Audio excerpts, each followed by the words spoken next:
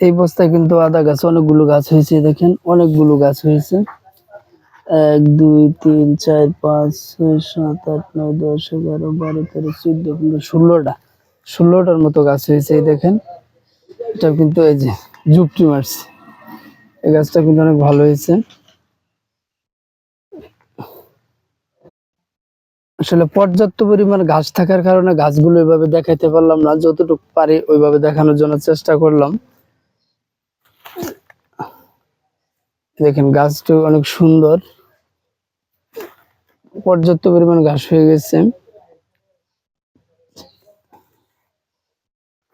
এই দেখেন পর্যাপ্ত পরিমাণ ঘাস হয়ে গেছে, এটা মোটা হয়েছে অনেক। যত্ন করতে হয়, পর্যাপ্ত পরিমাণ পরিশ্রম করতে হয় বস্তা আদা চাষ করতে গেলে।